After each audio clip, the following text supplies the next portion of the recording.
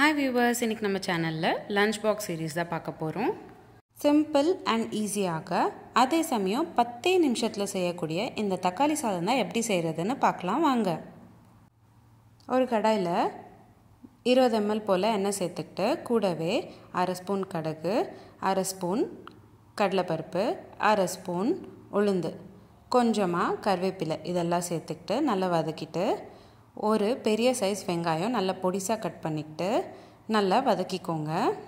அடுத்ததாக 4 ல இருந்து 5 பல் பூண்டு நல்லா பொடிசா கட் பண்ணிட்டு சேர்த்துக்கிட்டேன்.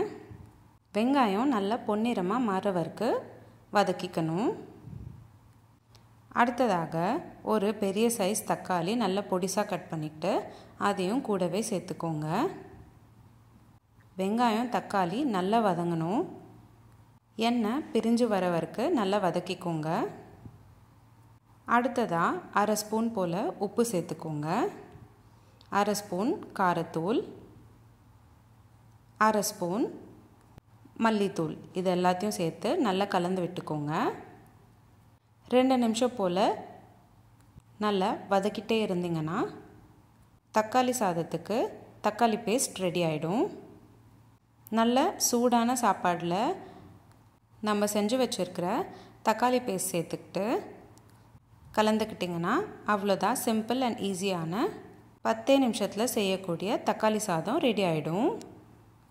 நீங்கள் இந்த ரெசிபி கிட்ஸ் லஞ்ச் பாக்ஸ்க்கும் தாராளமாக கட்டித்தரலாம். இந்த மாதிரி 30 வகையான சாதம் வகைகள் வெங்காயம் பூண்டு சேர்க்காம மார்கழி மாதத்தில் நம்ம சேனலில் போஸ்ட் பண்ணியிருக்கேன்.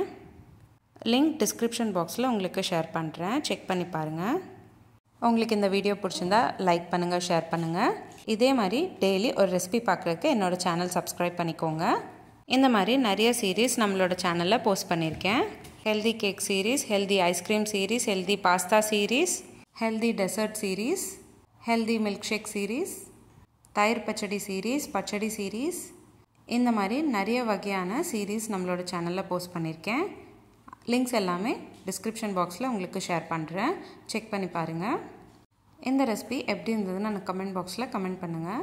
நீங்களும் உங்கள் வீட்டில் ட்ரை பண்ணிங்கன்னா எப்படி இருந்ததுன்னு எனக்கு கமெண்ட் பாக்ஸில் கமெண்ட் பண்ணுங்கள். மீண்டும் சந்திப்போம் ஒரு சுவையான ரெசிபியுடன். தேங்க்யூ.